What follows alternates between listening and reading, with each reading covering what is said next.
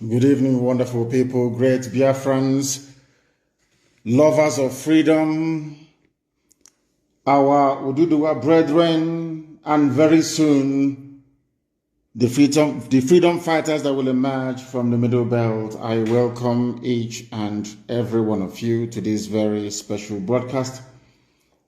I am well aware that given what has transpired in the past few days, that the whole world is listening to us. Those that run Twitter are listening to us.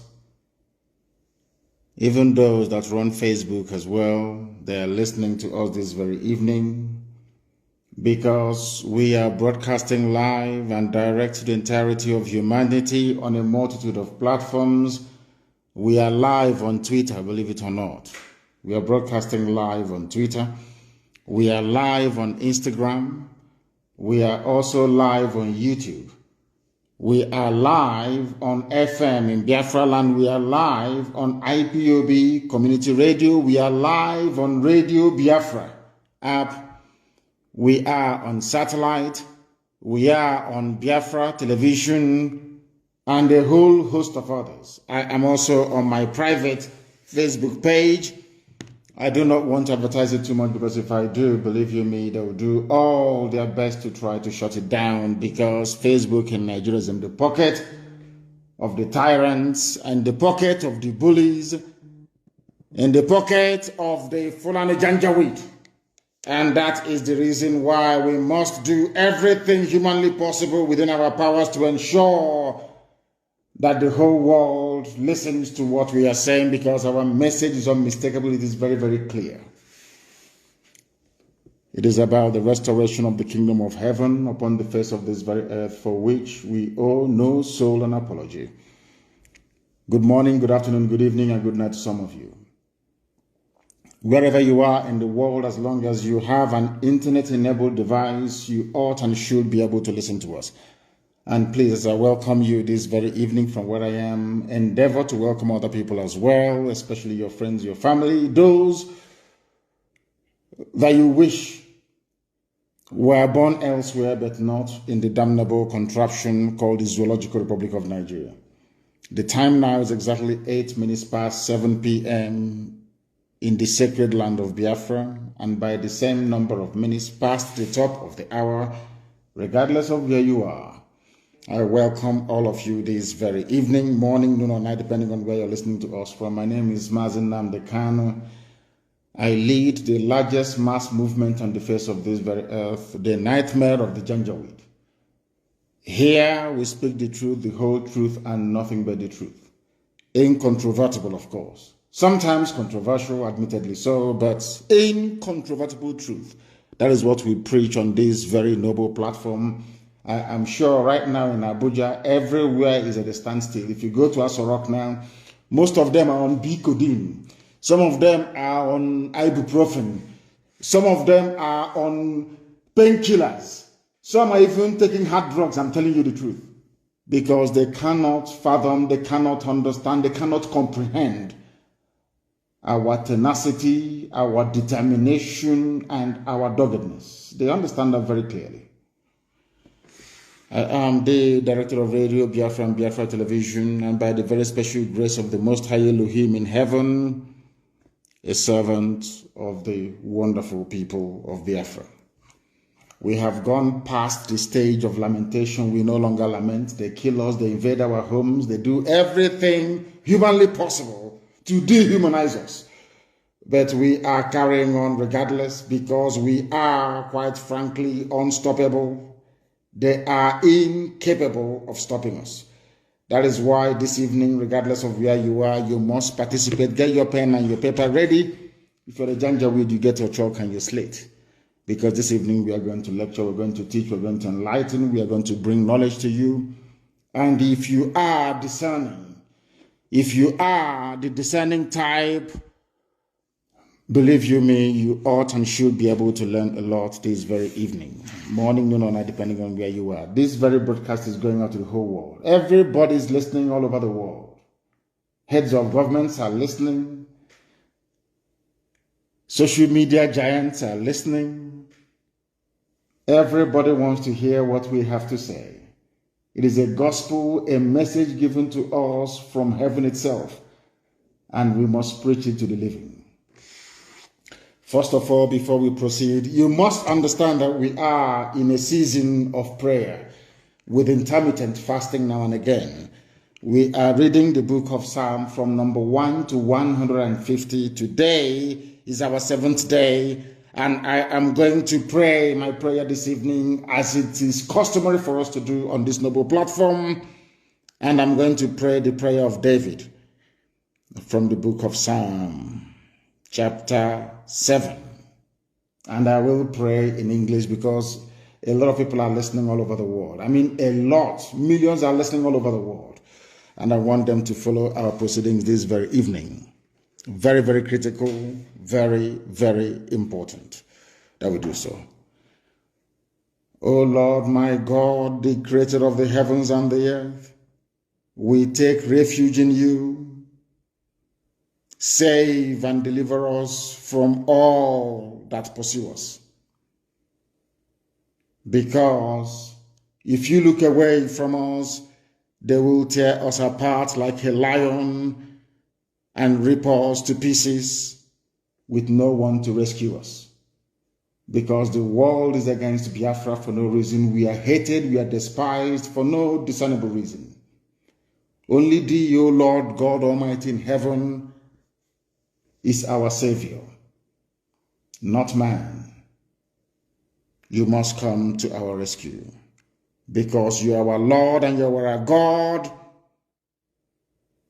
If we have done this, if I have done anything, if there is guilt on my hands, if I have repaid anybody, be it friend or an adversary, with evil or without cause, have done wrong to any man or woman, then let the Fulani Janjaweed pursue and overtake me. Let them trample down my life to the ground and make me sleep in the dust. Arise, O Elohim, Adonai El Shaddai, in your anger, rise up against the rage of the Fulani Janjaweed Caliphate and the Zoological Republic. You will rise and you will fight for your children.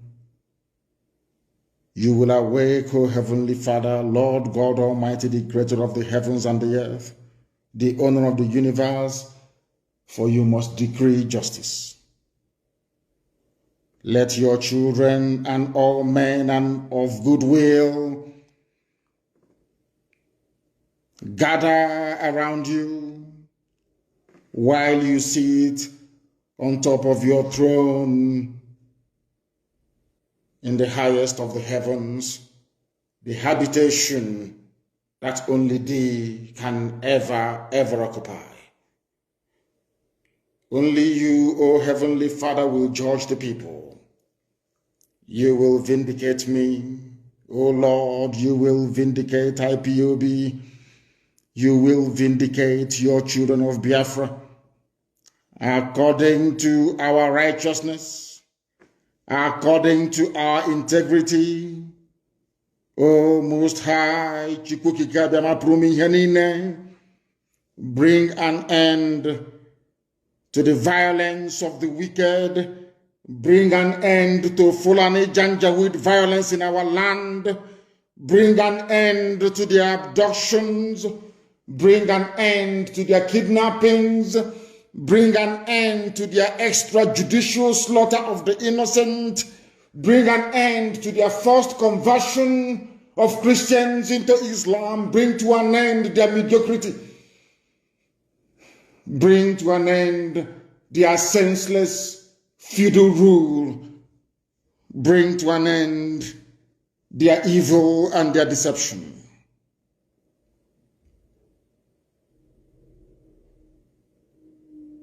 Come and secure the righteous, because only you, O God Almighty in heaven, can see in the dark.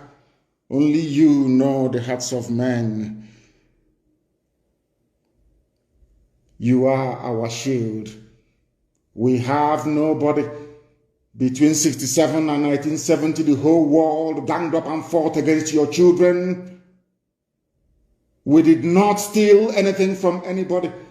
We did not go after anybody's possession nor inheritance. We were on our own in the land that you gave to our ancestors. They conspired, they connived, they colluded to kill us. Over 5 million people. We are dead at the end of it. You are our shield. We do not trust in any man or in any state. We trust only in thee, because you are God and you always save the upright at heart. Anybody whose heart is clean, oh Heavenly Father, to those you do not abandon to their enemies. That is why you cannot abandon IPOB. That is why Biafra can never be abandoned. Because your words are yea and amen. You are God, you're not human. Facebook may have been bought over by Nigeria, and we pray that Twitter will not succumb to their threats and their violence. You are God and you are not upright and a just judge. But you are also a God that displays his wrath every blessed day. If Fulani Janjaweed do not relent in what they are doing, if the Fulani Caliphate continues to pursue this scorched earth policy of abductions and murder and mayhem, then you, O Lord God in heaven, you will sharpen your sword, you will bend and string your bow, you will prepare your deadly weapons, you will make ready your flaming arrows. Whoever is pregnant with evil conceives trouble and gives birth to disillusionment. That is what is happening in the zoo called Nigeria. Nigeria is pregnant with evil because it conceived trouble and it has now given birth to disillusionment. All the holes that the Fulani Janjaweed are digging for us into that pit, they are falling into one after the other. The trouble that they have caused will always rebound on them. Their violence will come down on their own heads. O Heavenly Father, for we shall give thee thanks always, all the days of our lives, because only thee is righteous. We shall sing songs of praise unto your holy name, O Most High. For as long as there is a child on this earth of Biafran descent and heritage, O Heavenly Father, we shall worship your name and your name alone, now and forevermore we pray. He said, that was our prayer this evening. We are now going to proceed without further hesitation to bring to you the gospel which I have been mandated by heaven to preach to the children of men. First of all, this evening, morning, noon, or night, depending on where you are, I want to congratulate Twitter for standing up to the Fulani bullies. They are bullies that is who they are. They came into Gobe, which is today's Sokoto. They bullied the Hausa people. In fact, they convinced Hausa people to fight themselves. At the end of the day, they became the beneficiaries. The Hausa kingdom of Gobe became Fulani Emirate, called Sokoto.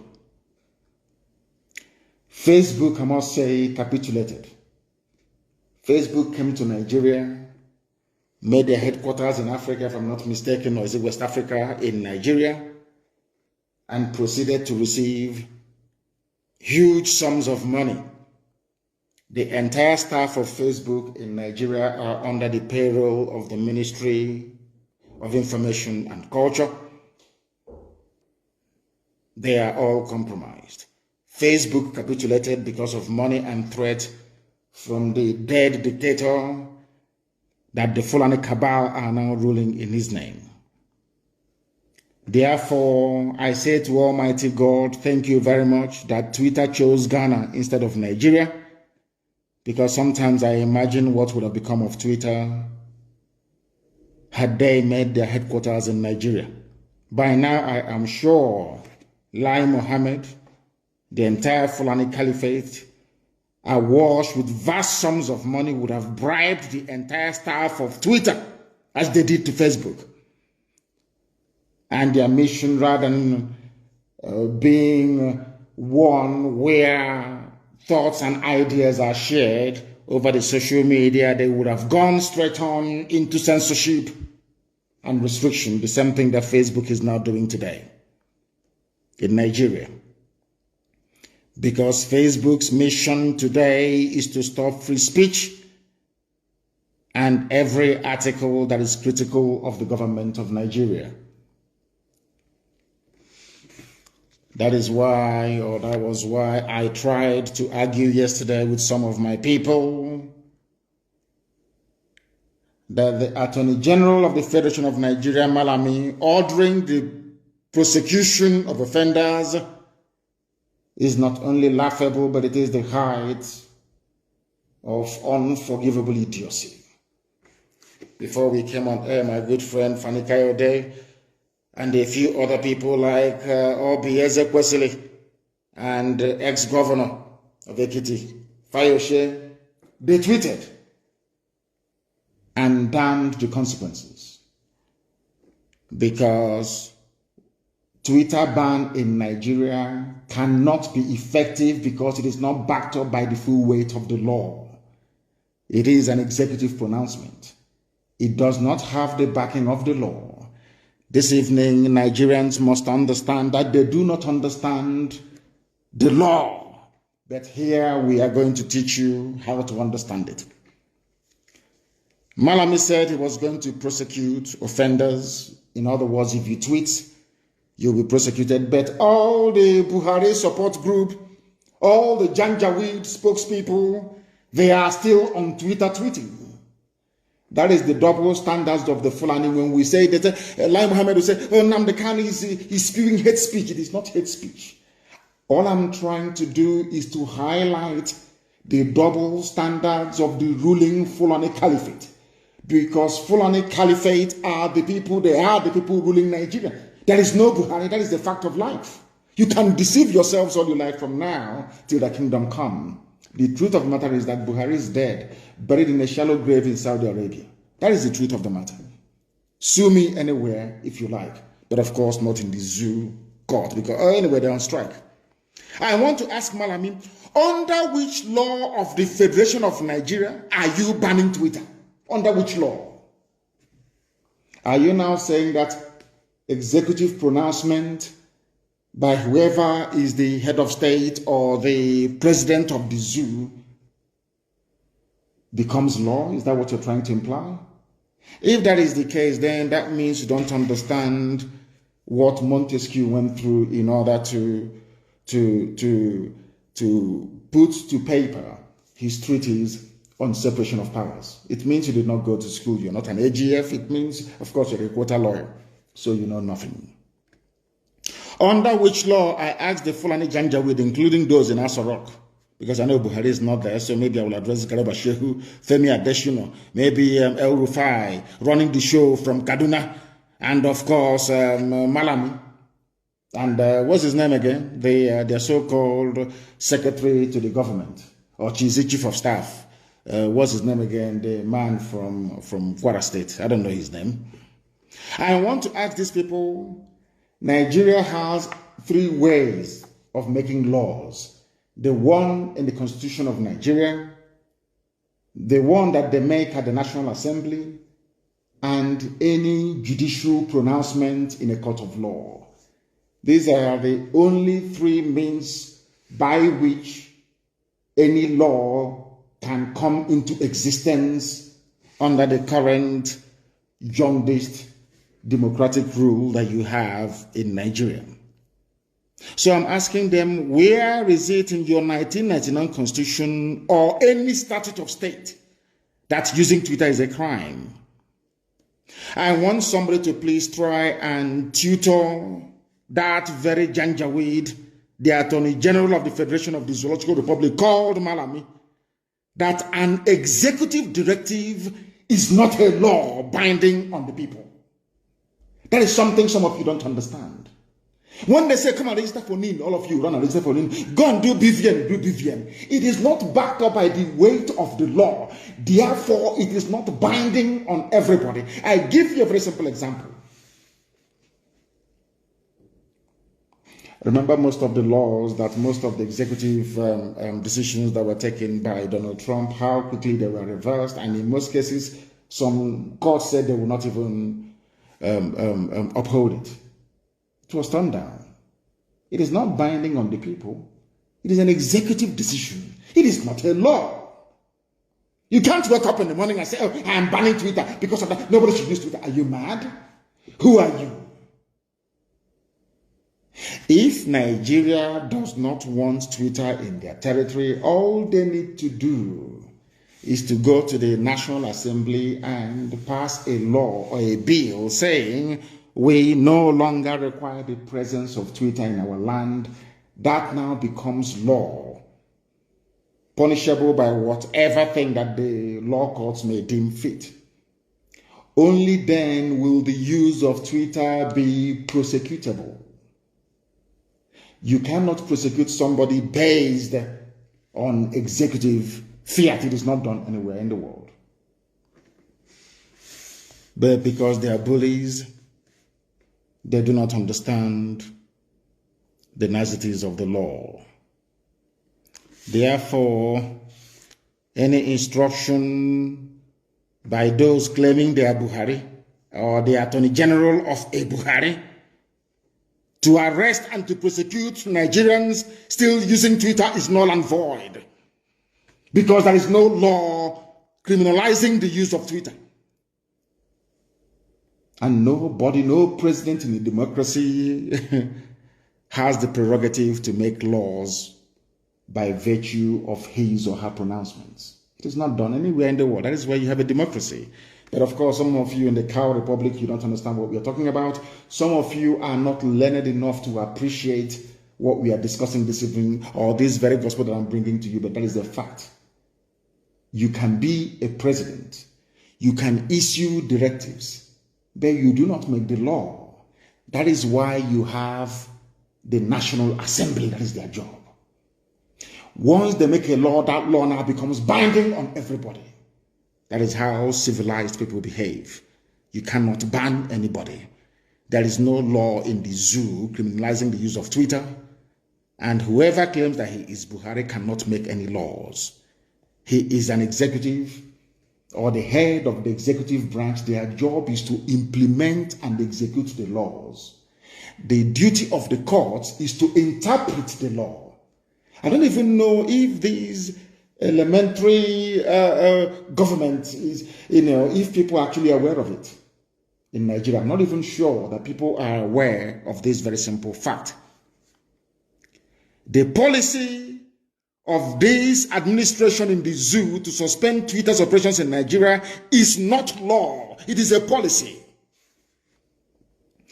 The constitution, the flawed constitution of the Federal Republic of Nigeria guarantees all Nigerians the right to free speech and freedom of association, freedom of expression. That is what I'm doing tonight, speaking my mind. You may disagree with it. Of course, the Janjaweed will, but the majority have over the years accepted it to be gospel and the fact. That is my opinion, and I am entitled to it. Something that the Fulani Janjaweed do not understand. When I speak, they say it is hate speech. It is not hate speech. I am stating the obvious, and I'm stating all these facts. I will buttress some of them with evidence as we progress this very evening. Therefore, everybody, if you are in Nigeria, please ignore the stupid threat that you will be prosecuted if you go on Twitter. And all of them, they're on Twitter. They are on Twitter. All of them, they're on Twitter. They're still tweeting. When they call me all manner of names, when they were calling IPOB miscreants, they called us every vile name under the sun, nobody complained of hate speech. When that fool on bleaching cream with 2 dots on his forehead were writing nonsense and calling me names, nobody pulled his tweet down. Nobody complained. Not at all. I don't complain because I take as much as I give, so I don't complain. People are entitled to the opinion. And I don't expect everybody to agree with me all the time. It is impossible. These people, because we stood up to them, because IPOB said enough is enough, because we formed Eastern Security Network to safeguard our land, our forest and our bushes and our farmlands for our people to go and farm, because we said to Fulani, you cannot conquer this land of the ancients. That is the only crime we committed. That is the only crime we committed. They went overboard. We are going to speak in a language you will understand. But Boko Haram, ISIS in West Africa, Ansaru, Mieti Yala, Fulani foreign bandits, Fulani local bandits, Fulani terrorists in general, Al-Qaeda in the Maghreb. These are all terror franchise run by Fulani people in Nigeria. That is a fact. It is not hate speech. It is a fact. These people in Aso Rock never spoke the language that Boko Haram understood. They never spoke the language that Fulani headsmen, the same people. What I find astonishing is that these people, they will ignore the timber, the tree in their own eyes, and they'll be looking for the speck of dust in your own. I want to ask Fulani Janjaweed, have you dealt with Boko Haram in their own language? Did you go to the north massacring people, abducting people, killing them, basically committing genocide in broad daylight as you're doing right now in the east? The answer is no. Throughout the years of Fulani rampage through the Middle Belt, have you ever read the riot acts to them? The answer is no. But the whole world, what I find astonishing is the hypocrisy of man. BBC, Twitter, Facebook, all the rest of them, New York Post, everybody, Sky News. All of you are witnesses to this march of the Janjaweed across from the Sahel into the Middle Belt part of Nigeria, killing, slaughtering and maiming people. All of you are aware. Nobody will ever say to Garba Shehu, why did you not read riot acts to Boko Haram, to Fulani, your fellow Mietiala, that you gave 100 billion to? Why didn't you read it to them? Oh, he read a riot act to IPOB. He read, oh, can't you, the president has spoken. And when I say it, sometimes people take offense, but it is a fact of life that there is something fundamentally wrong with us. I've said this many times because I know that the owners of Twitter, they are listening to my broadcast this evening via that very platform. I want them to understand that I am also self-critical. We are our own worst enemies because of the way we reason, because of the way we think. And that is why black people are at the bottom of the pile all over the world, wherever you go to, because of how we reason. The same person trying to address the issue of insecurity in the East in the language they will understand, failed to address his own people in the language they themselves will understand. Now, I believe that you're following what I'm saying. Please pay very close attention. When it comes to Biafrans, the Easterners, to Igbo people in particular, there is this great understanding, there is this unity of purpose, that an Igbo man should be hated and killed if need be. It didn't start today. It started all the way back in 1945. And as most scholars and commentators have noted over the years, Anywhere you go and you find hardworking people, people who are blessed by God, they attract envy. The only reason why those idiots like Garuba Sheikh will be mouthing all their rubbish and saying, "Oh, we are going to speak the language they understand," is because of their natural hatred for Biafran people. Is there anywhere in the world, even the Armenian massacre has been recognized by the US Congress as being a genocide worthy of note? We lost 5 million people. Some of you don't even ask yourself questions sometimes. How come Biafrans lost 5 million people yet nobody's talking about it? It's because of that palpable hatred all across the board for no reason. These are the demons that we are fighting on a daily basis. Now you want to teach Biafrans a lesson or speak to them in the language they will understand, which is the language of genocide. That was the reason why the tweet purportedly made by Buhari was taken down by Twitter. But let us just go back a little bit and at least put on our thinking cap this very evening, morning, noon or night, depending on where you are, and ask ourselves a very simple question. Who brought insecurity into Nigeria? Bandits killed 91 people. By bandits, I mean these are Fulani people. Fulani terrorists killed 91 people in a place called Danko, Wasagu, local government area of Kebbi State. And I want Twitter to listen very carefully to what I have to say. I want all the people listening all over the world to pay attention to what I have to say.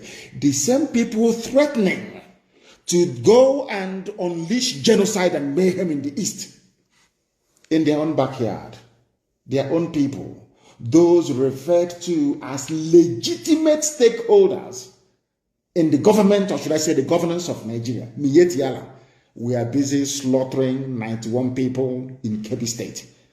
Now it doesn't stop there. Who are those they are killing, you may ask? Is it not the North? Kebbi State is mainly populated by Hausa people.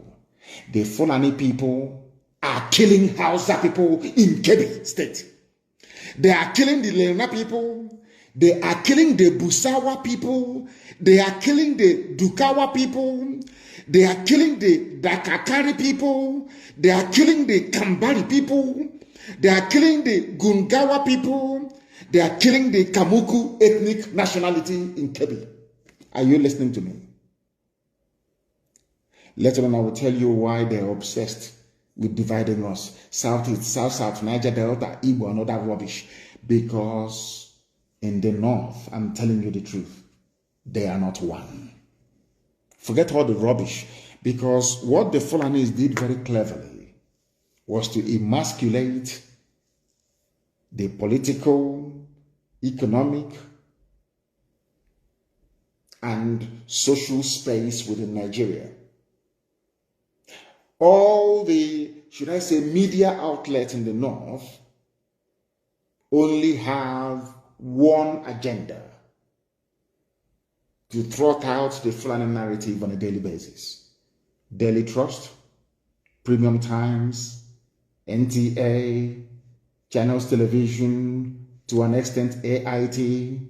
They are using Punch newspaper. Intermittently, they will use Vanguard. They will use Nation newspaper as they will, now and again. In Kebbi State, as they are busy telling you about Southeast and South, Niger Delta and Igbo. Delta is not even other rubbish. I want to tell you that in one single state in the North, the Fulani is a minority.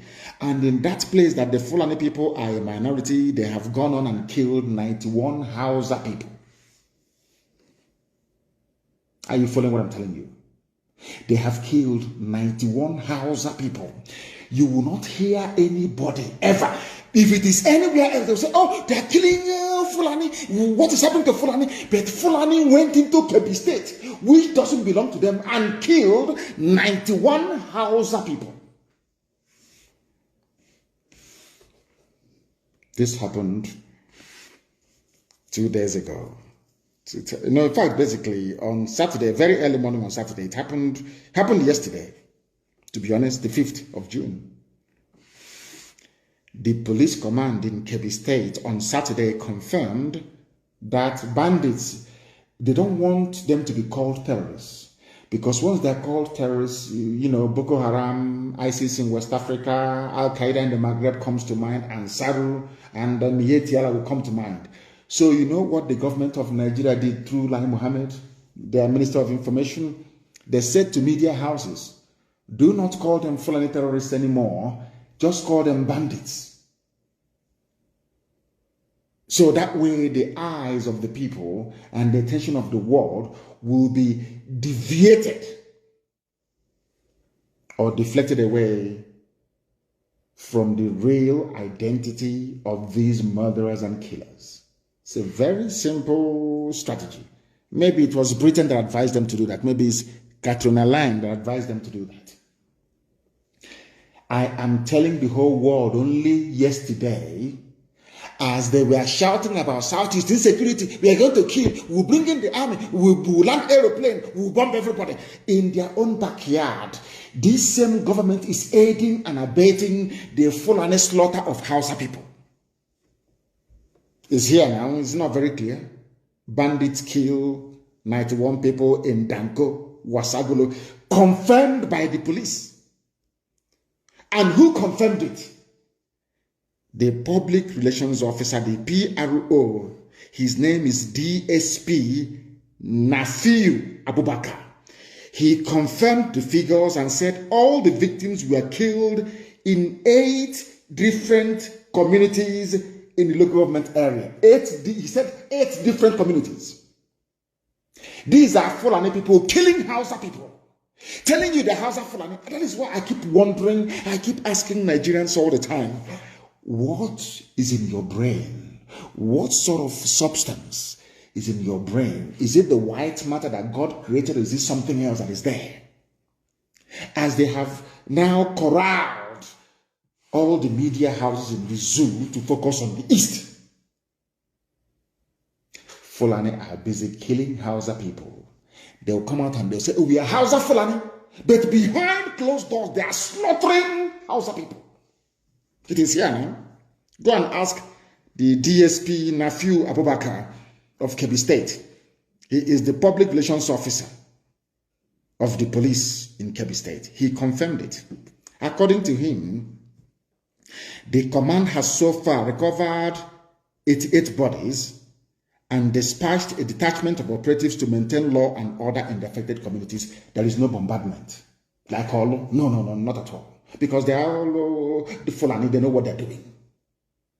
There is no bombardment. There is no shoot at sight order. There is no abduction of young men with tattoos on their body. No rape of women. No, not at all. This is in a state where 88 Hausa people were slaughtered by Fulani terrorists. Now tell me why any decent person would want to belong to such a country. What is what is of concern to them? Are you following me? Are you following what I'm saying? I hope that people are following what I'm saying sequentially. A country where 91 people were slaughtered only yesterday, their concern is the East. Do you see how they roll? Because Fulani has an agenda. The agenda is to conquer all of you. But some of us are so foolish and so idiotic we don't understand what their game plan is. If they do not have it in mind to conquer all of you, how come something as massive as the slaughter of 91 people did not elicit any comment from the so-called presidency? Tell me in which country anywhere in the world that such idiocy obtains. Only in Nigeria. When I say it, they say his insightful tweet, he's inciting violence, and you are the ones committing violence. Fulani, you are the ones that killed 91 Hausa people in Kebbi State. You can't massaging them, say, oh, we are Hausa Fulani, but you're killing them. 88 bodies were recovered. Now, let me tell you that all the people that I mentioned earlier were being killed. The killings took place in Goro, Kimpi, Gaya, Dimi, Zutu, Rafingora, Igwenge villages, and in all Danko Wasagu local government area of Kebbi State. Are you following me?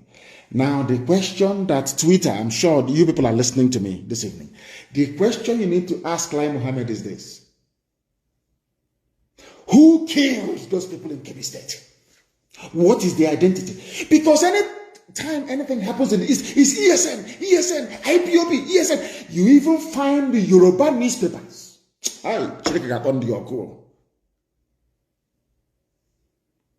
Without any investigation, they will say it's IPOB, ESN, IPOB, ESN. I want to ask Yoruba media, Yoruba journalists, you evil people, have you ever wondered or asked yourselves the people behind the slaughter of the innocent in Kebbi State? Why couldn't you say it's Mietiala?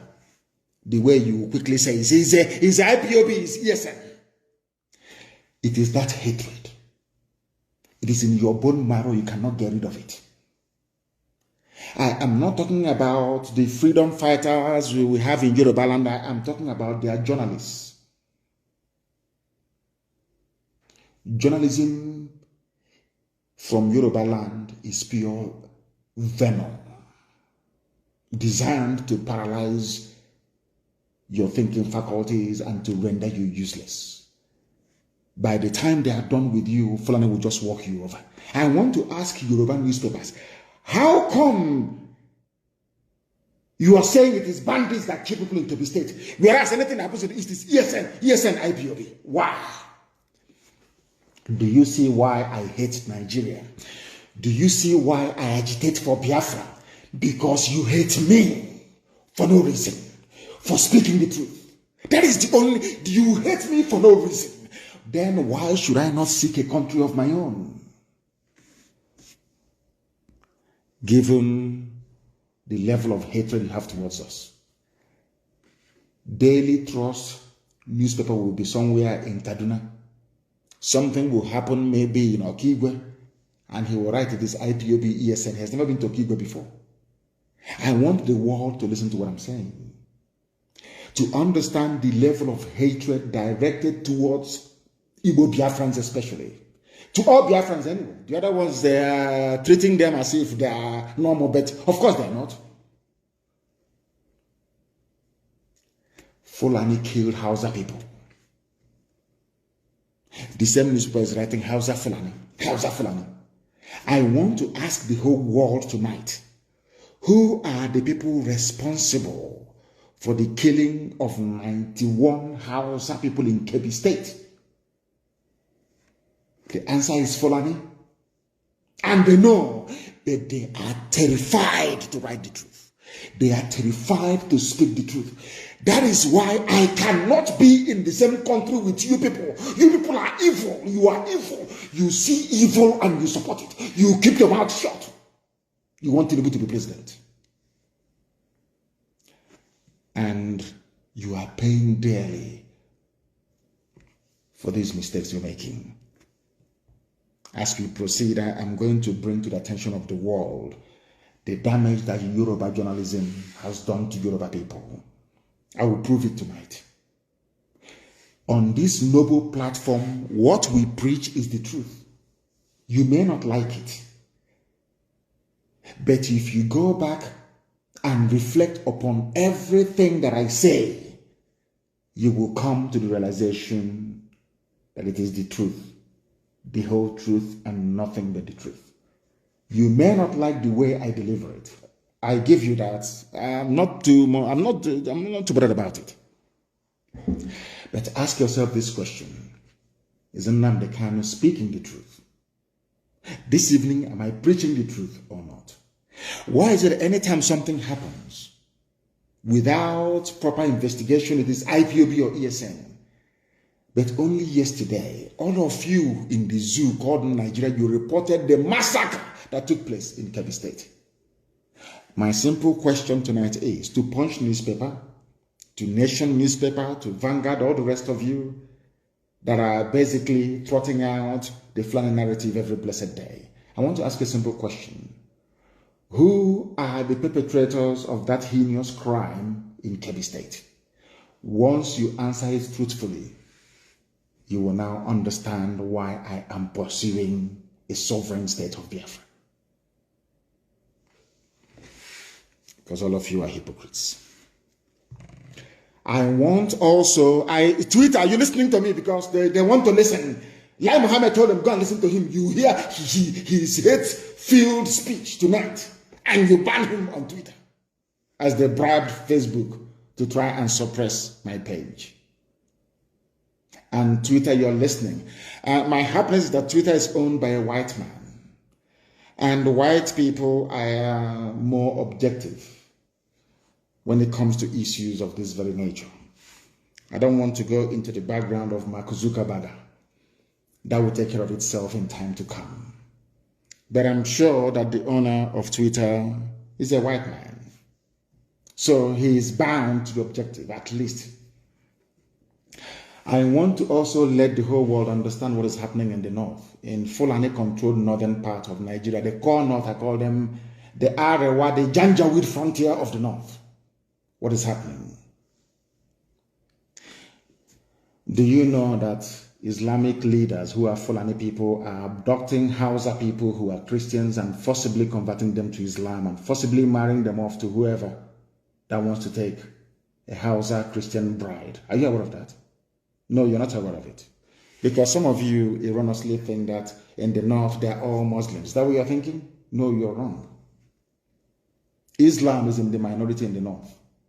You'll be shocked to know this. Now, let me explain something to you. And I must thank Inter-Society for bringing this to the attention of the world. Because they actually called for the prosecution of some Islamic leaders in Katsina State. The same state that they claim the dead Buhari, whoever is there, comes from. Answering Buhari. Of course, the late Buhari comes from Katsina. Do you know what they're doing in Katsina State? Fulani Caliphate Islamic people there are kidnapping people, young women, most of them Hausa Christians, and forcibly converting them to Islam. It may sound far-fetched, but it is true. And I'm going to shock most of you this evening. There is a group in the north. They are called the Hausa Christian Foundation. HACFO for short. The Hausa Christian Foundation reported incidences of indiscriminate abduction of underage girls by Islamic leaders in Katsina State and forcing them to renounce their Christian faith to take up Islam. What they did to Leah Shoibu. To tell you that they are all in it together. This is what I want Yoruba media to understand. I know that some of them are Muslims. I understand that very well. But at least they are educated. They went to school. They are not quota products as you have in the north. Not at all. You have in the Janjaweed north, that is. Do you know what the group said? Hausa Christians, what they said.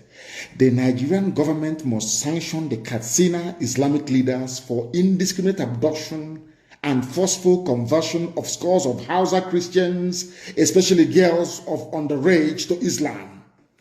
This is according to a statement issued on the 15th of April 2021 by the Hausa Christians Foundation. According to the group, there has been indiscriminate abduction of hundreds of Hausa girls and their forcible conversion to Islam. The abducted Hausa Christian girls who are under the school age of 16 are also forced into early marriage, done outside the consent of their parents. This is happening in a place called Nigeria. These are the people that want to ban Twitter. These are the people that bought over Facebook. The same people that bought over Satlink in Israel because they were carrying our signal. These people. I'm asking all of you Nigerians, for goodness sake, when will you begin to reason and to learn? They claim, are we not upholding the rule of law? So the rule of law in the north stipulates that you must abduct a little girl and forcibly convert her to Islam. This is happening. It is a report. Let me also the game plan of the Fulani, and I want Twitter to understand it. They will come with harassment. They will try to buy shares in Twitter. They will try to impose their own people as directors of the board of Twitter. They will try to get you to change your policies towards Nigeria. Because the Fulanis have a long-term goal. They know what they're looking for. They want the total Fulanization and Islamization of the geopolitical space called Nigeria. That's what they want. And they will never stop until they get it. They will never ever stop. This is something that I want Yoruba people to understand. This is something I want Middle Belt on. In Middle Belt, you'll be taken. You'll be swallowed alive. I'm telling you, you will be taken. The only reason why this demonic Fulanization is not in full swing is because of the activities of IPOB and Eastern Security Network. That's what is stopping them. If not, by now, we would all be gunners. The time now is 5 minutes to 8 p.m. in the land of Biafra. We are live and we are direct. It is also the same number, say 3 minutes to the top of the hour, regardless of where you are. We are preaching a gospel that heaven asked us to speak and to preach about this very evening, and we must do so. People are saying, ESN, IPO, not people anyway, of course, the Janjaweed and those that hate Biafrans, naturally, that's what they always do. They've been doing it since 1945, it's not new. The demonization of the East didn't start today, it's since 1945, and it's never going to stop. Even when we get our Biafra, it will never ever stop. It is inbred. How did we get to where we are today? I want to ask, people must listen very attentively, please. I want to ask the whole world. You're talking about ESN, you're talking about IPOB, agitation and all that rubbish, the way we speak, our violent talk. I want to ask the whole world, please. How did we get to where we are today? Number one question, I want to ask the Zoo media, Nigerian journalists. In 2014, what did IPOB do to warrant the massacre of people in Onitsha and the Enugu? I hasten to add. In 2015, let me also ask, what did we do to deserve being massacred on October and November of 2015?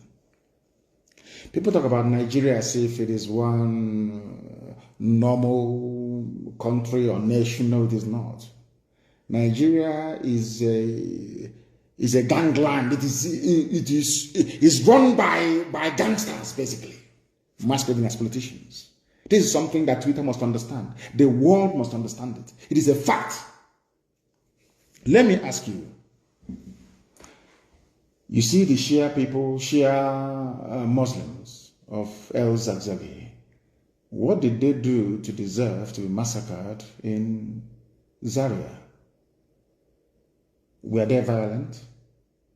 Were they carrying arms? Let me leave Shia. Let me come to IPOB once again. In 2016, I was in detention. I was in detention in Abuja. People gathered to remember 30th of May 2016. We got together in a place called Mbo. Or should I say at a place called Mbo? I have to be grammatically exact. To pray, to remember the dead, exactly what we did a few days ago. Do you know what happened? I want the world to understand. I hope Twitter can follow what I'm saying. I want mankind to understand. On the evening of the 29th of May 2016, Nigerian Army, Nigerian Police went to a place called Mbo and killed over 1,000 people. Now you'll be wondering, what did they do? What's their crime? Their only crime was to gather together to try to remember those that died between 1967 and 1970. The army went there and shot over 1,000 people dead. Am I lying? Nigerian journalists, am I lying? After all, Amnesty published a report about it. A report was published by Amnesty International on this very massacre.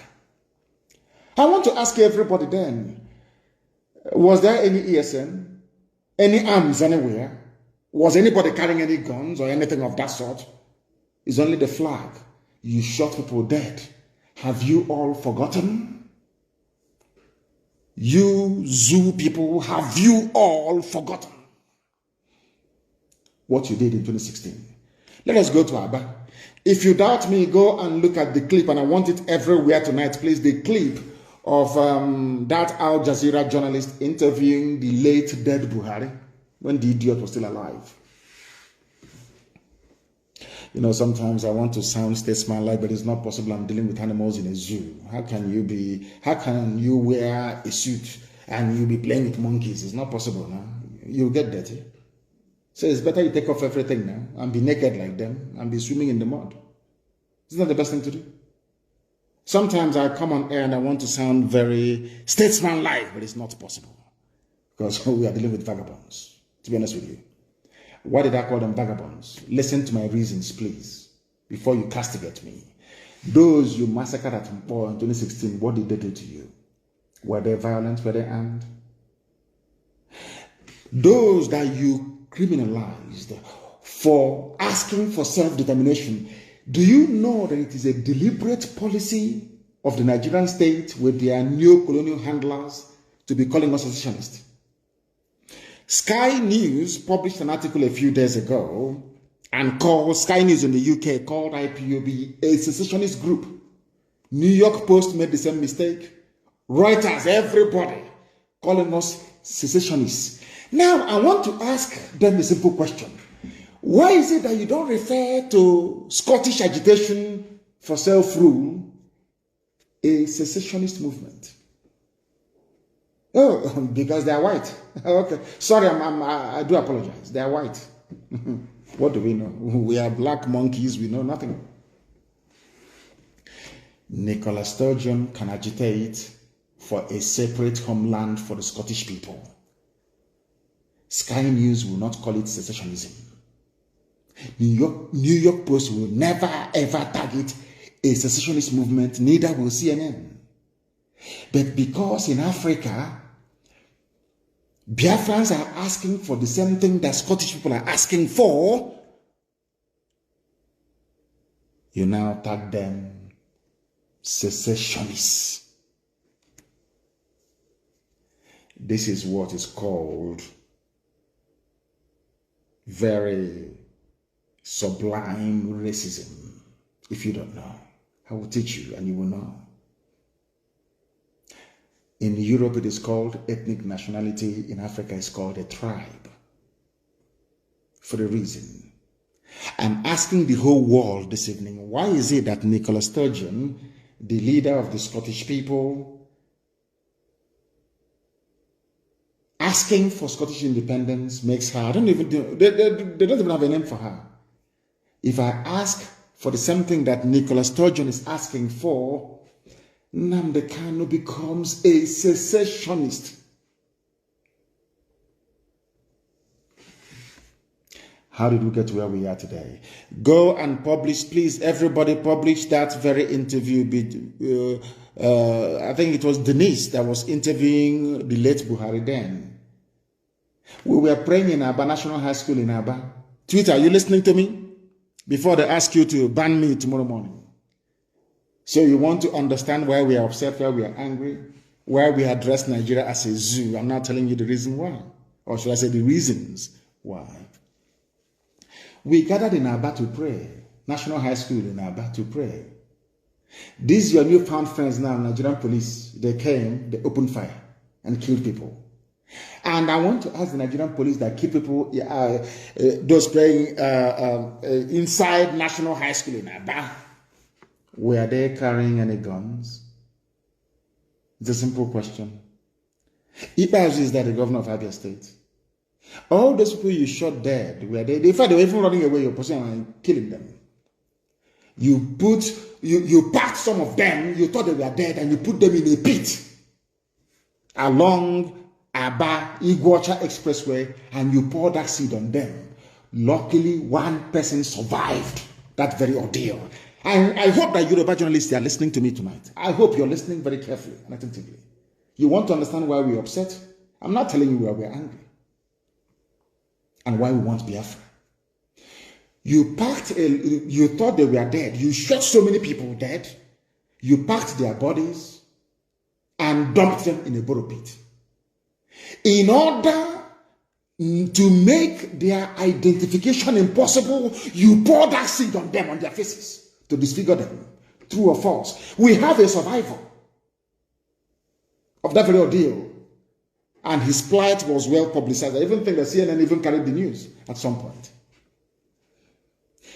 But you know one funny thing? Yoruba media never carried the news. But we're in one Nigeria. They wanted to be good Nigerians. We all need to be good, but they never carried the news of this grave injustice being done to a people. Are you following me? Why did we form Eastern Security Network? Why? You know, ESN, if you go now, ESN. We formed, I think his name is Jack of Twitter. Jack, the reason why we formed Eastern Security Network was because our mothers were being raped when they go to the farm. Our daughters were being slaughtered, cut into pieces. Why did we form Eastern Security Network? Because our mothers were being killed and raped in the farms, our fathers were being slaughtered. We can no longer go to the farm. Our forests and our bushes were unsafe. Was that not the reason why ESN was formed? I'm asking Yoruba journalists. Is it not the same reason why you formed Amoteku? Is that not the same reason why? Don't Amoteku carry pump action? Is Amoteku not armed? Is anybody remotely suggesting that Amoteku is the armed wing of Yoruba liberation movement? I'm asking this question. Now, the thing is, you people, you are Southerners, you are black people. Some of you are well read. But what I don't understand is, why do you keep gravitating towards evil? Why do Yoruba journalists always want to support evil? And I can't understand it for the life. I don't know why they do that. Amoteku is armed, clashing with Fulani headsmen in your forest. Is that not correct? Anytime we drive away Fulani from our forest, you now come back to us and tell us that we are armed wing of IPOB. Forgetting the reason why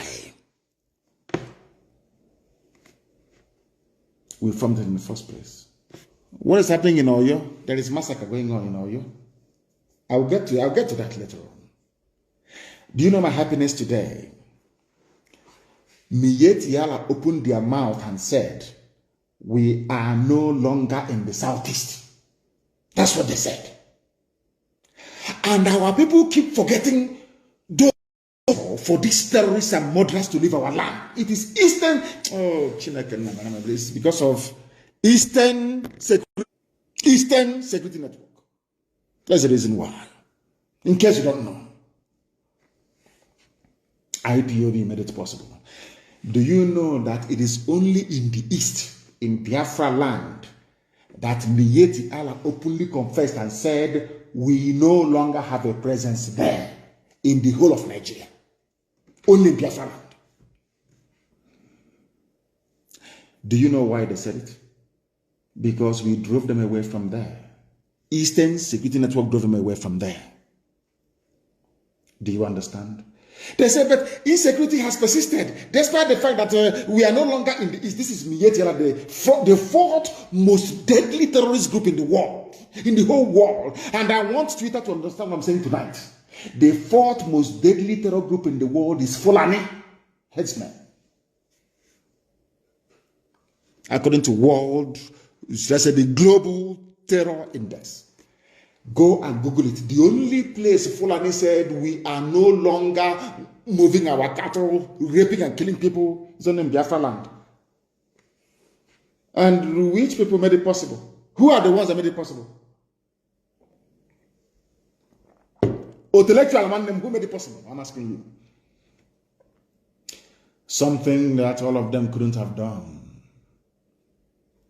We formed ESN December of last year, and by May of the next year, Fulani confessed we are no longer in the southeast.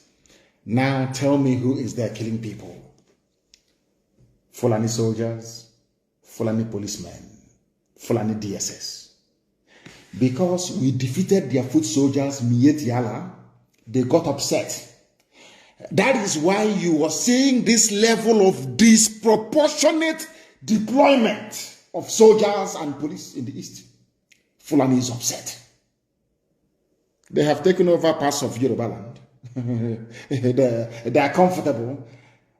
Can't you see that they are not worried about Yoruba agitation? They are not worried. They know where the problem is in the east.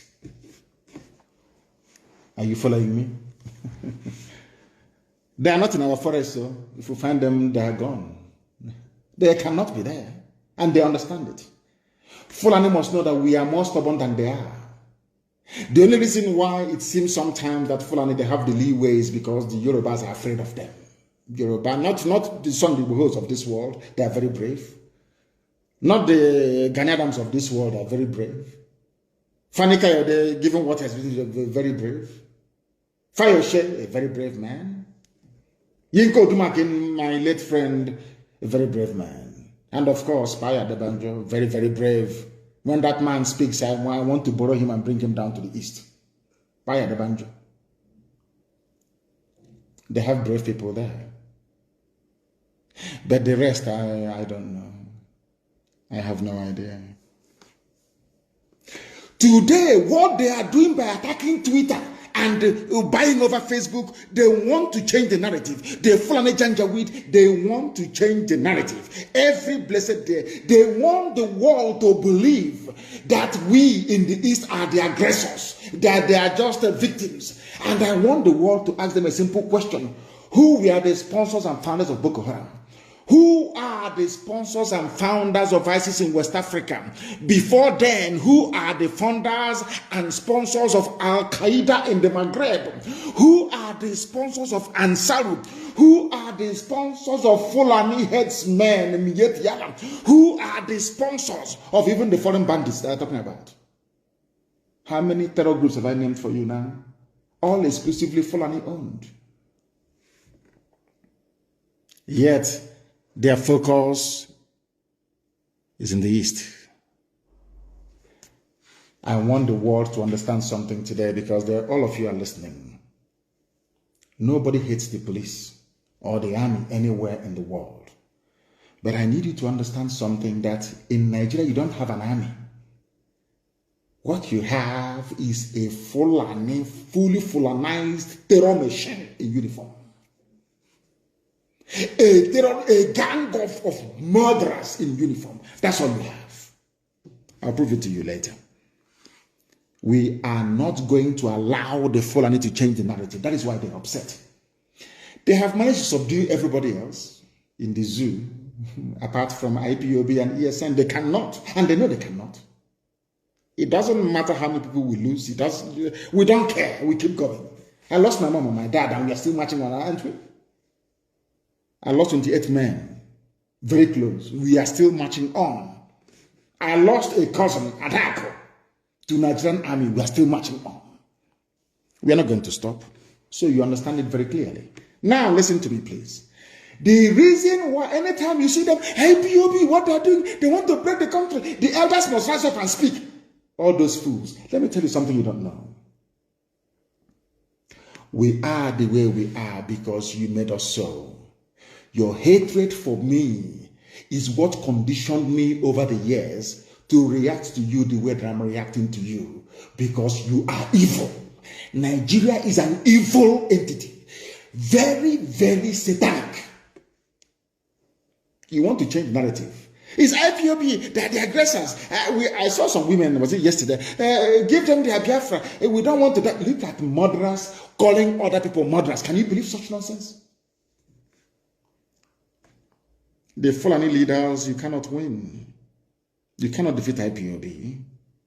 You people were the ones that established many terror organizations in Nigeria in a bid to overwhelm the country and take over the territories for your Fulani people. IPOB became a stumbling block to that very janjaweed expansionist tendency. True or false? Am I lying?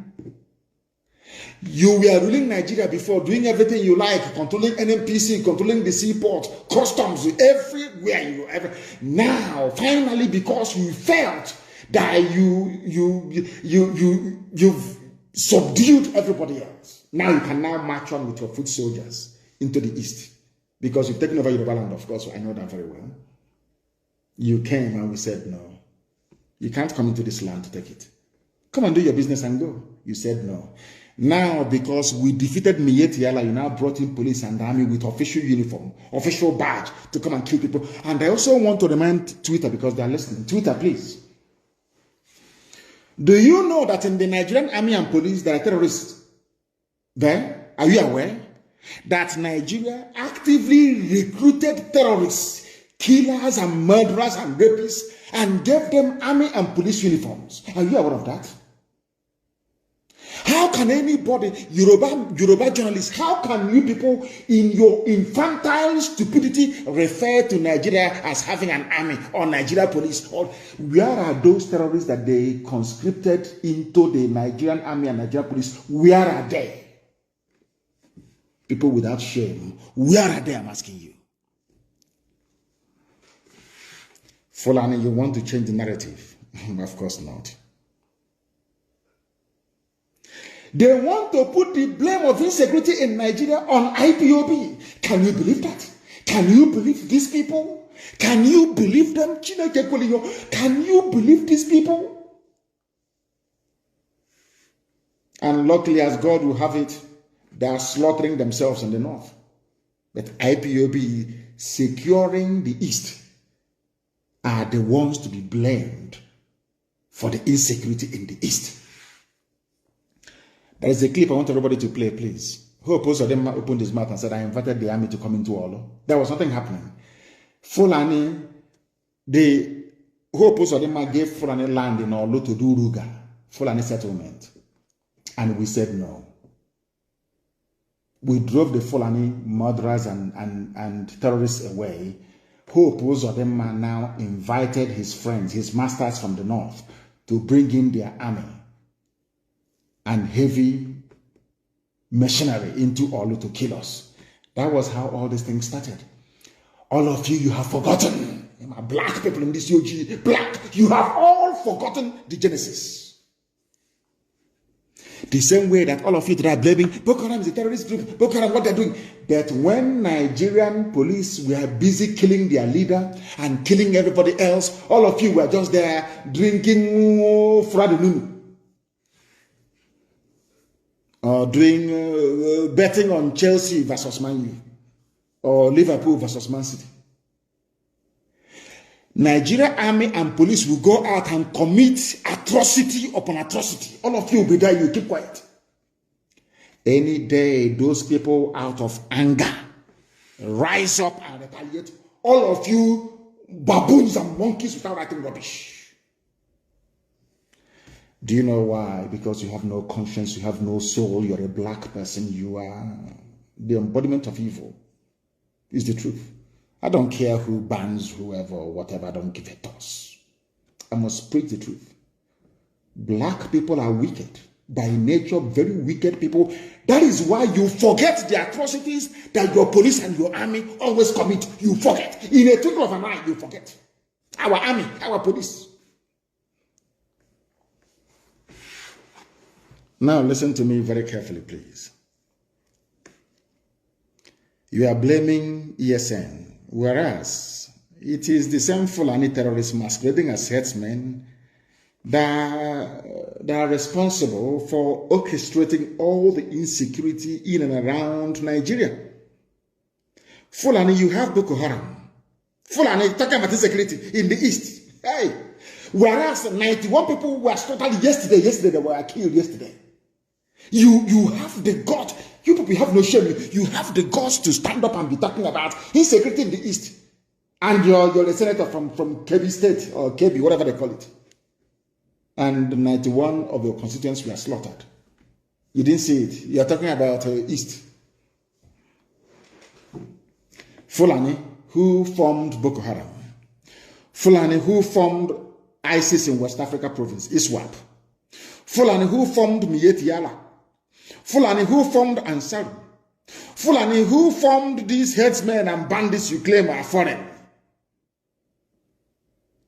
Fulani, who brought out murderers and killers and terrorists from prison and gave them military and police uniforms. It is you people. You have now spread them around the country, causing mayhem, abducting people from schools. These are the same place. Hey, this people there. Ha, Fulani, you think everybody's as stupid as you are? You go, you kidnap students from their schools in the north, you get ransom, you buy more arms, you embolden yourselves. You have the guts to conduct a live press conference talking about insecurity in the East. Don't people have shame? Anyway, you don't. Who are the bandits, or should I say terrorists, taking hostages of school children and demanding ransom? Are they not Miyetti Allah? Miyetti, the chief negotiator. Who are the people destroying farms, raping and killing their victims daily around Nigeria? Fulani. Fulani. You know what? How they manage to convince some of you is what I find astonishing. Despite the overwhelming evidence, how they manage to convince you people that they mean well for you is something I can't understand. It was in Nigeria that I discovered the reason why the black race were enslaved and colonized at the same time. After slavery came colonization. After colonization, now we are in the era of neo-colonization.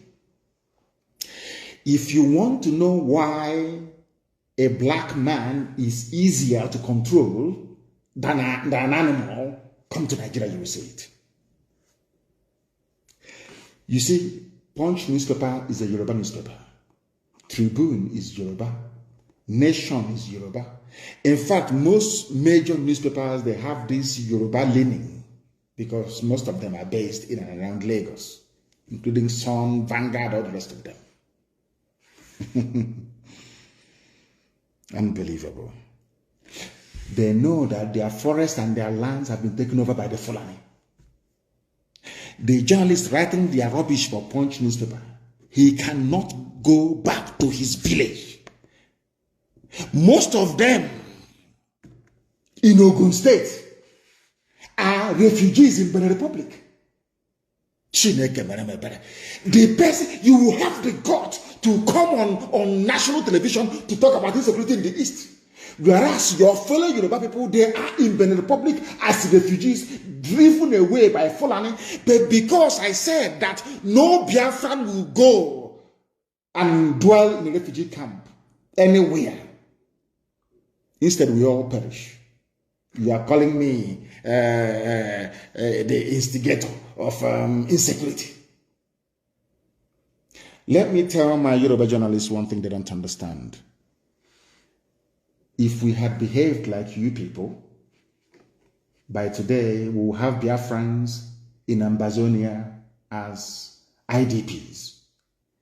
If we had allowed the Fulani to come into us playing this one Nigeria, good one Nigerian card, our land and our forests would have been taken over by the Fulani the same way they have now taken over swathes of Yoruba land. Are you following? In your land, the Fulani people are massacring you. In our land, it is we have defeated their foot soldiers. They now brought in, gave them army uniform, official army uniform, to come to kill in our land. That's what we are facing now. Because the Fulanis, they think they're clever, but they are not. One day we'll get one terrorist with uniform, and we'll show the whole world what they have been doing. Fulani terrorists are everywhere, you must understand. They are the military and the police. Nigeria has no military, it has no police. What you have are terrorists, Fulani terrorists in uniform. That's what you have. No Fulani leader. I have never come across any Fulani leader condemn me yet, Yala. Never, ever, ever. But one of them, the East must speak up. Silence is no longer golden. Speak up now. Speak up now. Have you ever spoken up against me yet, Yala? Have you spoken in the past against them? Against your friends in Boko Haram and ISIS in West Africa that are considered even more deadly than Boko Haram? No, you have not.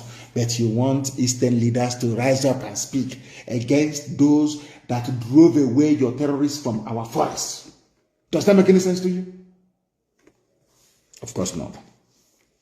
No Fulani leader has ever condemned what their people are doing. The same people are today threatening us. Fulani rulers trade with genocide. Activities of ESN is the reason why we are coming. You are angry because we defeated your foot soldiers in the forest. We drove you terrorists away from our land.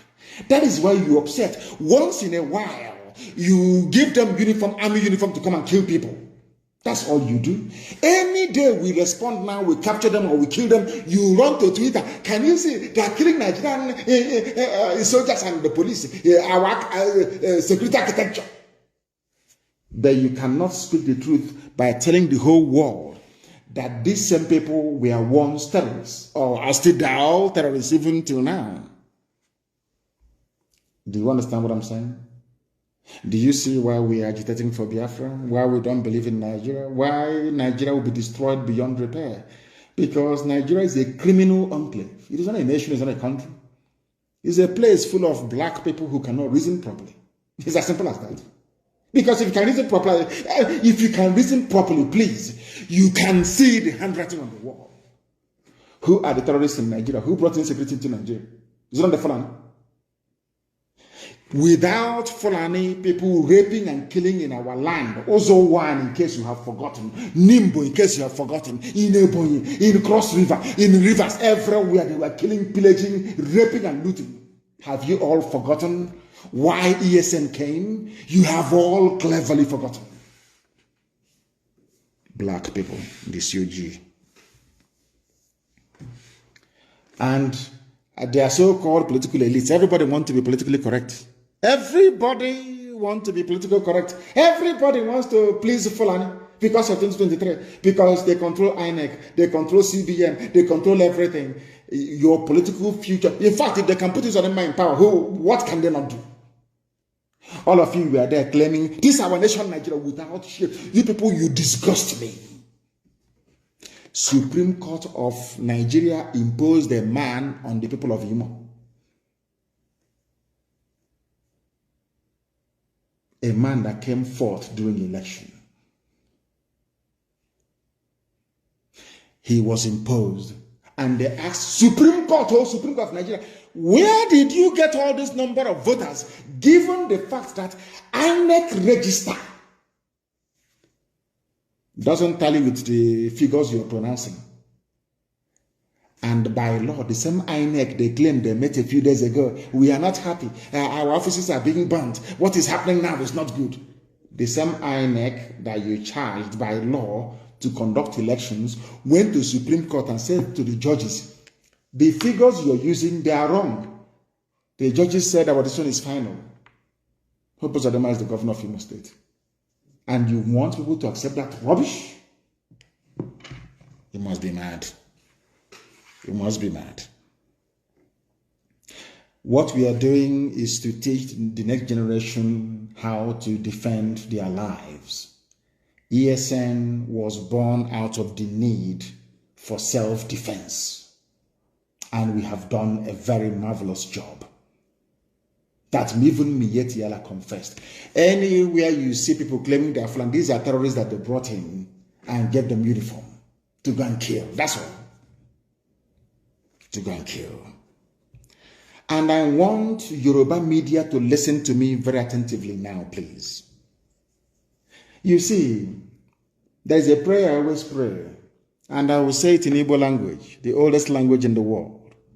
Maybe that is why Britain hates us so much, because we are the oldest people on the face of this very earth, Ndibo, ancient people. And that is the center of the world as well. I'm sure you know that by now. 0 longitude and 0 latitude. You know that the Greenwich Mean Time is 1 hour to the left. It's not the proper central time of the world. The proper central time of the world is where the 0 longitude line meets the 0 latitude line, which is in Biafran waters, for your information. So you know, we are the center of the world. That's why we have Ihechiowa, the very first place that the light of God had to shine on this very earth. Gani Adams, Iba Gani Adams, the Are Onakakamfo of Yoruba land, on Sunday said, that's today, with the killing of over 50 people in Eganga town, Ibarakwa, Okogun area of Oyo State, it is evident that war is imminent in the country. Please, the Twitter, listen to me. Who killed Yoruba people in Oyo? Are they bringing... You know, sometimes some intellectuals and efulefus, they prefer, they look for their own to blame all the time. I want to ask them a question. The war commander, the generalissimo of Yoruba land is Eba Gani Adams. Earlier today, he said that war is imminent in the country. A Yoruba man. Why is he saying it? Because 50 people were slaughtered in Oyo State, in Yoruba land. But a Yoruba journalist writing for Punch or writing for whoever is still talking about one Nigeria, our country, Nigeria, this is our nation, let's move forward. But in his village, people are falling down like flies. Are you following? I want to ask the world now, who are the people responsible for the slaughter? Yesterday was 91, today is 50. In Oyo, one Nigeria, isn't it? Let's move our country forward. We Nigerians, we have to attack Twitter. We Nigerians. Fulani is singing the mantra of one Nigeria, and you're joining them, facing the altar, singing one Nigeria from the back. They are slaughtering you from the back. They are slaughtering you from the back. When you speak, hey, it's hate speech, it's incendiary, it's insightful. They bought over Google, you know. Nigeria bought Google. They put in so much money in Google. You don't know that. Because of IPOB and Nnamdi Kanu. So much money in Google. If you go to Google now, the number one, if you Google Nnamdi Kanu, if you go to Google and you write in Nnamdi Kanu, the first thing you will see, Nnamdi Kanu's tweet removed for insightful statement. Up to 4 or 5. Every other thing I say, no. Mankind is evil, honestly speaking. I'm telling you the truth. Even Google was bought over. They bought over. That one loves money. They gave him money, Zuckerberg. And he took money and handed over Facebook to Lai Mohammed in the zoo. Anything you write. If they kill us, you publish the pictures, no, they ban you. You talk about it and they ban you. That is why everybody must be on Twitter. I've told you that before. And the events of the past few days have justified my call for each and every one of you to go and open a Twitter account. Be on Twitter. Everybody must be on Twitter. That's where you do the damage to the zoo. That is why they are crying and complaining and lamenting every blessed day. I will not let him go. Forgot all the nonsense, all the noise on the pages of newspapers and all that rubbish and on channels. Ask about bunkum. As if it will matter to us. It doesn't matter to me. It doesn't matter to me what you write, what you say, what you gossip is irrelevant to me. You know that very well, don't you? Eba Gani Adams said he condemned the gruesome murder of innocent residents of the town and warned Fulani headsmen and bandits to stay away from the southwest or be ready to face stiff resistance. Aha! Tomorrow now, when maybe OPC, when they now get together to resist the Fulani, you claim that OPC is looking for war. But Fulanis are there now slaughtering them, isn't it? All of you are hypocrites. The killings happened in the early hours of Sunday, and brought the entire Igaga town and its environs to its knees, with over 50 people dead, cars burnt, and over 20 houses burnt. That's their signature. Burning of houses. Do you people know who actually brought in burning of houses into the, should I say, the thinking or mindset of Nigerians? Do you know who brought it in? It's the army, Nigerian army. They are the ones. They go to your house. They kill you. If you escape, they burn your house down. The same barrister Joffo, they attacked his house again last night to kill him. They came, was it not last year, and burnt his house. Do you know that Nigeria army went to Fela's house in those days? People talk about unknown gunmen, unknown goat, unknown cow, unknown pig.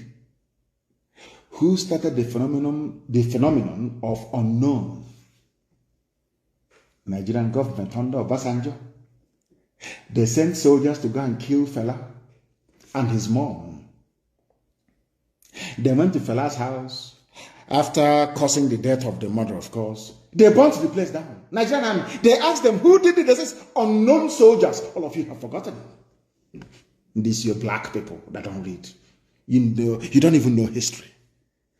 They asked Obasanjo, who were the people responsible for invading Fela's home? Fela and Nicolas Bokuti, his home. They said it's unknown soldiers. Oh, dear me. Nigeria. You see Obasanjo tomorrow. This insecurity is getting out of hand. Obasanjo, did you not start insecurity? By sending soldiers to go to Fela's house. What crime did Fela commit? He was singing and expressing his natural, his God-given right to speak his mind. Obasanjo, you today talking rubbish, insecurity, and we need the bitterness in the land. Why did you send soldiers to go and kill Fela and the mom? When they failed, they burnt the place down. Nigerian army, yes. It was Nigerian army that started this very, the concept of burning down people's houses. Nigerian army, yes. Nigerian army, yes. The army of Nigeria. Our boys, as some of you will foolishly claim now and again. They killed Yoruba people 50 yesterday. The same way they went to Benue State and killed Igbo people the other day. When we go there now to confront them, people say, hey, ESN is here. They are destabilizing the polity. Talking rubbish. Why is it that when Fulani people are killing people, all of you are quiet? When the people rise up to retaliate, you start talking rubbish. All of you. You start writing to Twitter. Lai Mohammed was upset because he wrote to Twitter on 4 occasions for Twitter to ban my account. And Twitter said no. You don't know that? 4 times they wrote, Ministry of Information and Culture, signed by Lai Mohammed to Twitter, ban Nnamdi Kanu. Twitter said no. On 4 occasions. But they called Facebook. You know, Facebook, they have Nigerians working for them. Bribery and corruption, get them money. Anything you see that is Biafra, pull it down. And the idiot doing work for Facebook, pulling all Biafran posts down in his village in Ibarak, but they have killed 50 people. I can see I can see that hand with which you have used to write that poisonous epistle on the pages of Punch newspaper. You will put it inside your mouth and you become contaminated. Ibarak is an example. Yoruba land is under siege by the Fulani. And you're writing about the East. I know that Ibagani Adams will do the obvious. They even destroyed the palace of the Oba of Ashigagan, of Igaga land. Oba Adewusi Olaoye. His house was not spared. And the monarch has been whisked away by the bandits. They even took a Yoruba traditional ruler, an Oba in Yoruba land, Fulani. Your friends, your friends in one Nigeria, keeping Nigeria one, moving ahead, yes? They took your Oba. Fulani bandits took your Oba. In the East, you have their soldiers disgracing our traditional rulers, as they did in the coastal region. They know what they're doing. Can they do that thing to an emir in the north? Can they try it? Of course, the answer is no. Because all of you people, you tolerate Fulani Janjaweedism under the guise of one Nigeria. They are flying your flag, green, white, green in front of you, but inside they are destroying you. But you don't know. Very, very sad indeed. It's very difficult to sound presidential or to sound statesman-like when you're discussing Nigeria because the whole place is disgusting. Nigeria is disgusting. They never spoke the language that they're terrorists. Why don't you now come out and say the killing in Oyo State is bad? We are going to treat them in a language they understand. Why not? It's only in the East. And Yoruba journalists, they support this junk coming from these people. That is the reason why they come to your land and they massacre people. Because you support evil. Tinubu has to be president. You people are jokers. That Biafrans are not in IDP camps today or refugee camps is because of the immense work that ESN is doing. And for record purposes, please, ESN is in the bushes and forests of Biafra land. We are not out on the street. All of you trying your best to link ESN with unknown gunmen, you're wasting your time. If you want to know how unknown gunmen were born, go and look at all the atrocities of the Nigerian army and police against young people in the East. You'll understand that. ESN is inside the bush, making it possible for you to sleep at night. ESN is not and will never be unknown gunmen. And without myself excusing the activities of these angry youths that have had their relatives murdered by the Nigerian state, it is the same Nigerian police and the army that are complaining today that brought this brutality and lawlessness. And I'll ask them again, what did those people do to you? Onisha, Emene in Enugu, have you all forgotten? Mbama River in Bayelsa. All the massacres you have carried out against young people in the East. What was their crime?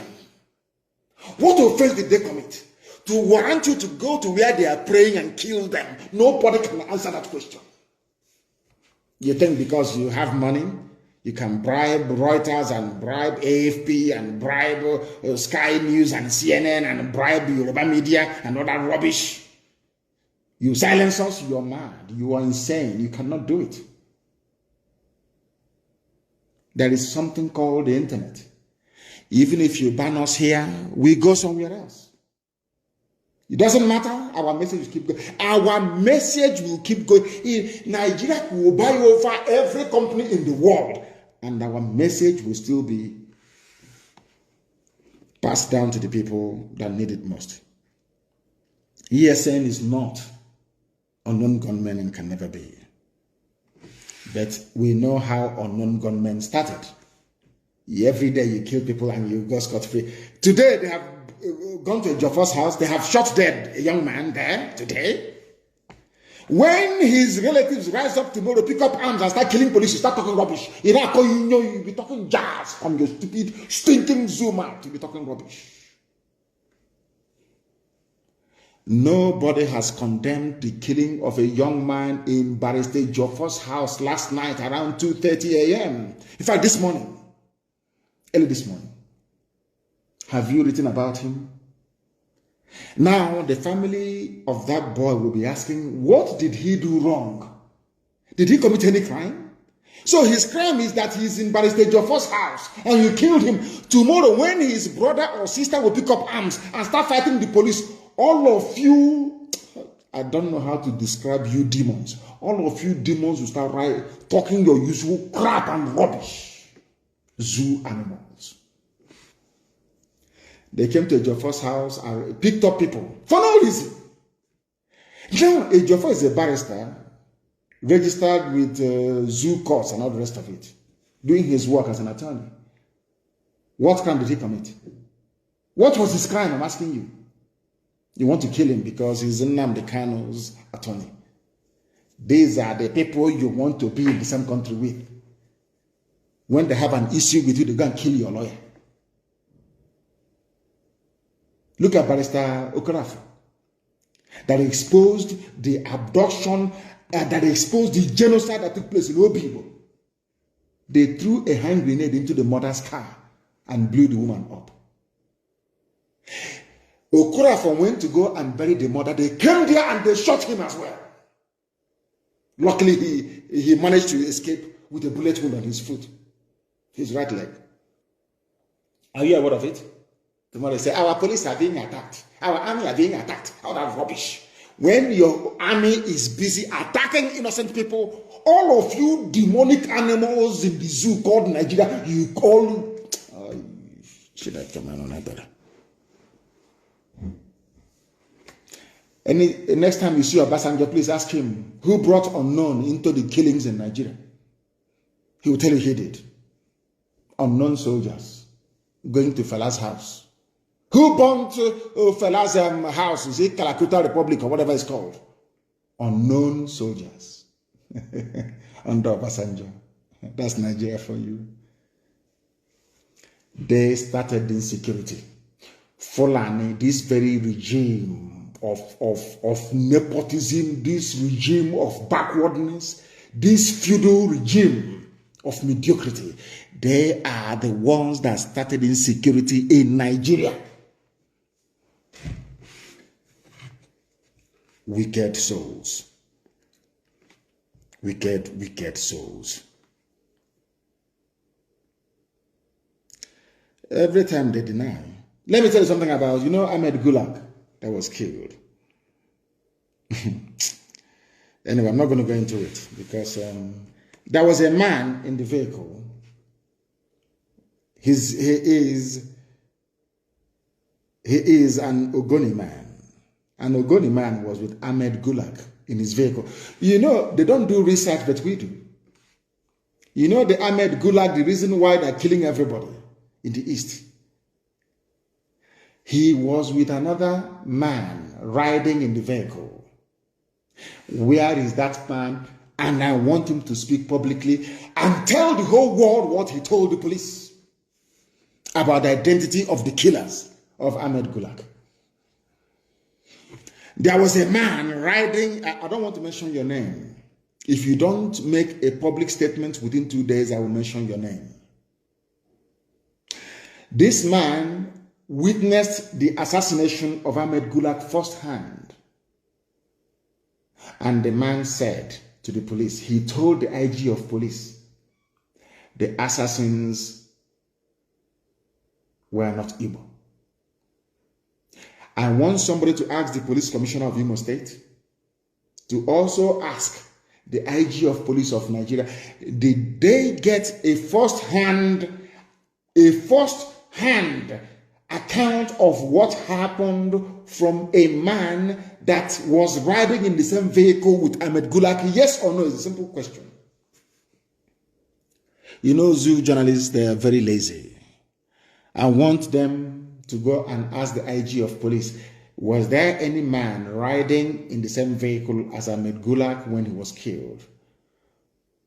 Did that man give you a statement? And what did his statement say? I am telling the world today that the man told the IG of police that those that killed Ahmed Gulag are not Igbo people. True or false?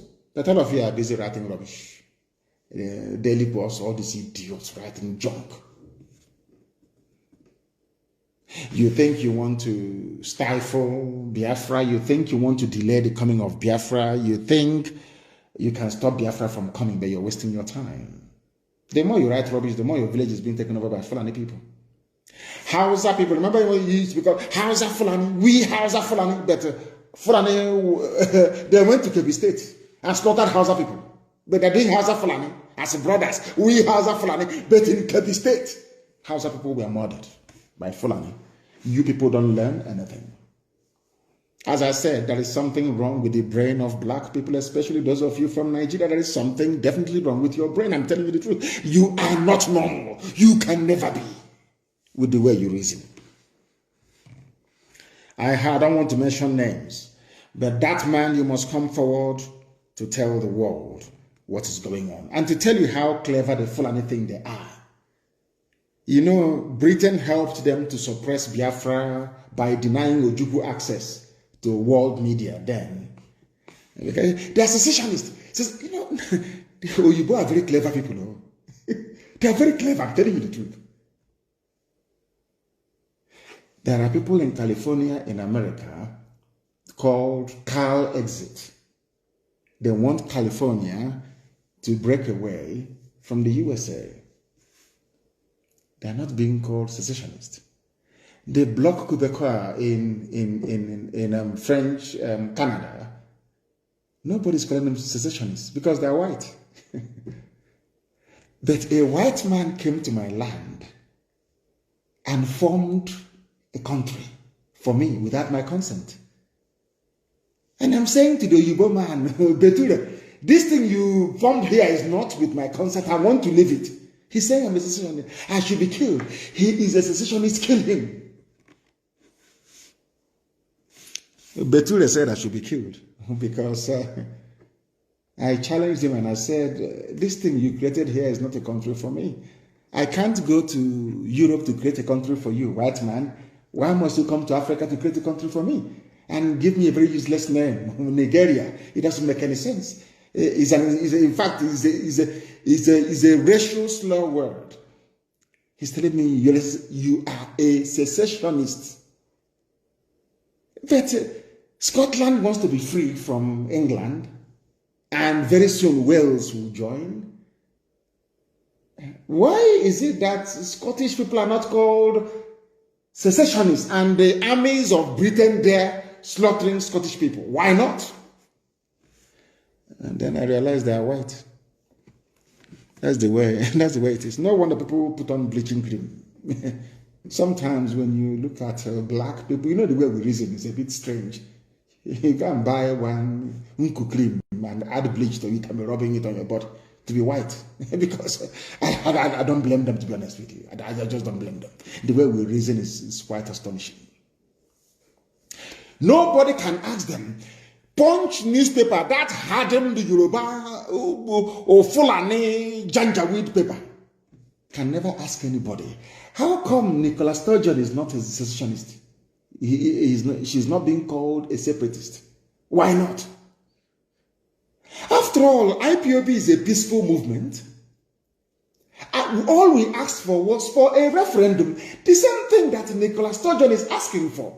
But Nicola Sturgeon, a white woman, is I don't know, a Scottish nationalist.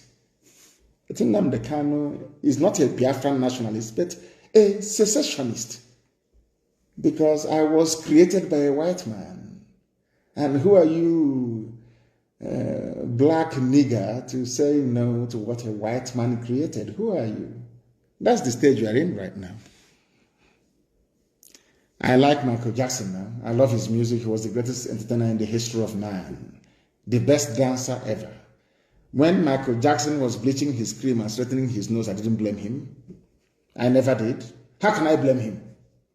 With what is black, how can you stay in a country where people claim they are learned, that they went to school?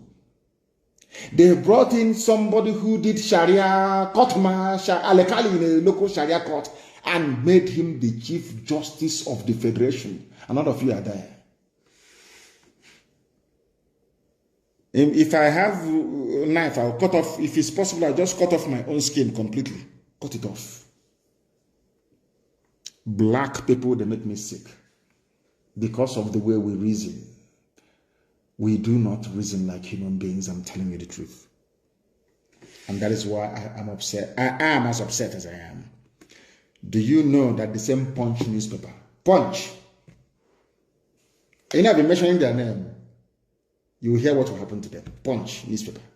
Go and ask her. If I lay a curse on you, you're finished. Do you know that Punch newspaper published what a terrorist, the fourth most deadliest terrorist group in the world said? Secessionists, not headers, responsible for security crisis. a terrorist, saying that people who are seeking, they don't even want to say that we are a group of people seeking self-determination. No, it's not for you. You're black. A white man created Nigeria. A white woman named it, gave it the name that it's bearing today. Who are you, a black nigger, to go and change it? Who are you? You're black, you're a nigger. So that is why you're a secessionist. Not somebody who is agitating for self-determination. Unbelievable. Miet Yala said that people asking for freedom are responsible for security crisis, not them. But they are in Benue State slaughtering people. The same people, Miet Yala said that Benue is theirs by right of conquest. No DSS invited them. But today, DSS invited Father Mbaka. And some of our people are clapping. You know, the foolishness, I mean, I don't know what is wrong with some people, you know. Mbaka is a cleric. Gumi is a cleric. I won't call him sheikh because he's not Arab, so I can call him a sheikh. Gumi is a cleric. A scholar of the Quran. Gumi can go and sit down with murderers and killers and rapists and discuss with them. Nothing will happen to him. Father Mbaka only criticized the government and they invited him. And that is the type of country that you want me to be in with you people. You must be joking. You must be joking. Our land is under siege because we are in a state of war, undeclared war. And in the coming days and weeks, a state of emergency will be declared in our land because, and I want our people to understand this very, very clearly. I want them to understand this very, very clearly, that a meeting is being held. A meeting is being held or will be held in Owerri in Enugu in the next few days, on Tuesday. I think they said that their defense minister is coming to address them with some governors and some politicians from the East. Is coming to address them. Very, very sad indeed. And under this very climate, they have declared a state of emergency already because they are killing people. They went to a Jofor's house last night. They are killing people. And it is very, very sad indeed. Extremely sad that they are killing people in our land. And the so-called powers that be, those they claim, we are leaders, are encouraging them to keep killing. Look at the words of George Obiozo. My goodness. Some people are not even fit to be fathers, talk less of being elders. I'm telling you the truth. Very, very shameful. Very, very shameful indeed. Very, very shameful. I have a very important announcement to make this evening. And if you like, you listen. If you like, don't listen. That is your business. But I must make the announcement anyway. And it is for our young men and women across Biafra land because right now we are in a state of war in Biafra land. This evening we heard that a Hercules C-130 Air Force plane landed at Samambako International Airport and they brought in more murderers and killers, more terrorists from the Sahel to come into our land to kill us wearing police and army uniform. Any policeman you see on the streets, any soldier you see on the street is a terrorist. And you must approach them the way you would approach any terrorist group in the world. The Nigerian Army and Nigerian Police in the East, they are essentially a terrorist organization, only that they are wearing official state-sanctioned uniform. Now listen to me carefully. If you are in Anambra State especially, I am advising every young man, woman, boy or girl to leave Anambra State or to go into the bush. I'm warning you, I warned you during NSAS regarding Obibo. Some of you didn't listen and today you're in the grave. I'm warning people in Anambra in the coming days, within the next 48 hours, very heavy rain is going to fall across the entire East. If you're a young person, prepare right now to either go to the bush to join your fellow men or to leave Anambra State completely, because what these people do is that they set up their roadblocks or their checkpoints. Any young person they see, they kill. They abduct you and they kill you. Bend the road, no more, cut it, road, no more, they do the same thing. Every checkpoint, they stop every vehicle. If you're a young man or a young girl with a tattoo on your body, you are dead. And your organs will be hacked off and sold to the British and to Indians. You'll be dead. If you have a tattoo right now on your body anywhere in the East, you might as well start wearing a suit or dressing up like a priest. Because if they see a tattoo on your body, they will kill you. That's what they've been doing. Some of you are also aware of the dead bodies in the mortuaries all across our land. You are aware of it, don't you? Those are the dead bodies of young men and women across our land. In the coming days, the terrorist army of the zoo and their police will intensify the second phase of their ongoing genocide in Biafra land. Abductions, summary executions, kidnappings, and rape by these Fulani terrorists are on the rise, and do not say I did not warn you. If you're in Anambra, you must leave as a young man or as a woman. Go to a neighboring state if you have to. Things are about to happen in Anambra State. Don't say I did not warn you. All able-bodied men must enter the bush. No more sleeping at night. Some of you are still sleeping in your homes. And I want young men in every village to form a defense force in that very village. Any vehicle in the middle of the night coming to that very village, you disable it. There are many ways to do it. And I will tell you, but not live here on air, to be communicated off air. That is what we must do. Because our land is under siege and we must defend it.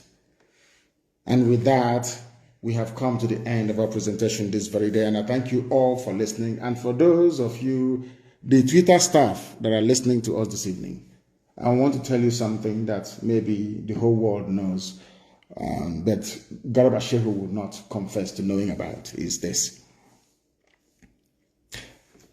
You may call Biafra a secessionist, whatever you like, from now till the kingdom come. It doesn't make any difference to us.